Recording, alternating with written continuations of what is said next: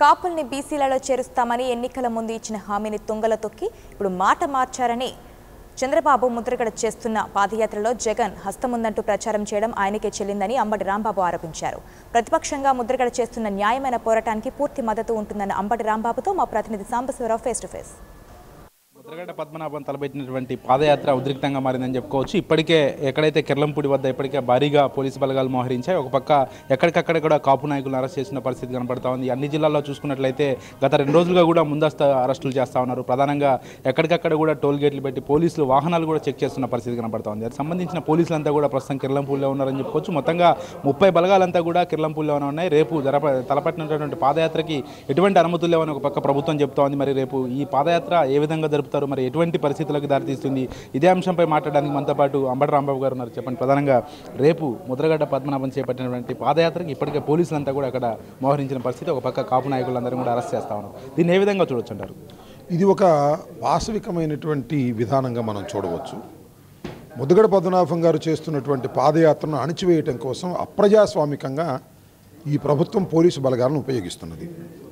ముద్రగడ పద్మనాభం గారి ఉద్దేశం ఏమిటి? ఈ ప్రభుత్వం ఇచ్చినటువంటి హామీని నెరవేర్చడంలో విఫలమైంది కాబట్టి నిరసన తెలిపేందుకు పాదయాత్ర చేస్తున్నారు. అంటే ప్రభుత్వానికి వ్యతిరేకంగా నిరసన తెలియజేసేదానికి కూడా ప్రభుత్వం అనుమతించేంత విశాల హృదయం ప్రభుత్వానికి ఉందని అనుకోవడం లేదు. చంద్రబాబు నాయుడు గారికి నిరసన తెలియజేయడానికి చంద్రబాబు నాయుడు గారి ప్రభుత్వం అనుమతిస్తుందా? ఇవ్వదు కదా. నిరసనలకు అనుమతి ఏమిటో నాకు అర్థం కాల. ఎందుకంటే ఒక పాదయాత్ర నిరసనగా జరుగుతున్నటువంటి పాదయాత్ర, ఈ పాదయాత్రకి అనుమతి లేదు అంటున్నారు.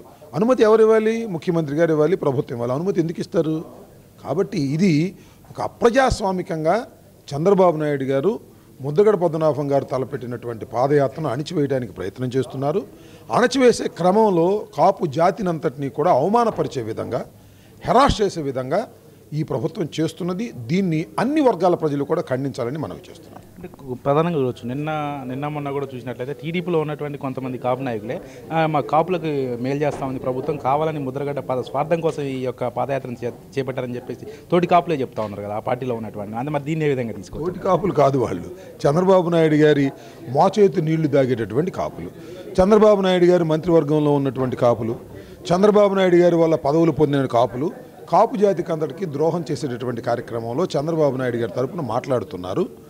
అది కూడా వాళ్ళు స్వబుద్ధితో మాట్లాడుతున్నారు. అంటే స్వబుద్ధి అంటే స్వలాభం కోసం మాట్లాడుతున్నారు. చంద్రబాబు నాయుడు గారు అలా మాట్లాడిస్తున్నాడు. ఇప్పుడు ఒక ప్రజాస్వామ్యంలో ఒక ఉద్యమం జరుగుతూ ఉంది, ఒక నిరసన జరుగుతూ ఉంది. ఆ నిరసనకి ప్రజాస్వామ్యయుతంగా ప్రధాన ప్రతిపక్షం సపోర్ట్ చేస్తే దాని వెనకాల ఉంది, కుట్ర ఉంది. వెనకాల ఉండేదేంటి? మేము ముందే ఉన్నాం. వెనకాల ఉండేదే ఉంది. ఆ రోజున ముద్రగడ పద్మనాభం గారు కాపులను బీసీలో చేర్చాలని నిరాహార దీక్ష చేసినప్పుడే ఆయన మేము సపోర్ట్ చేసాము. వెనకుండేదేంటి? ముందే మేము ఉన్నాం.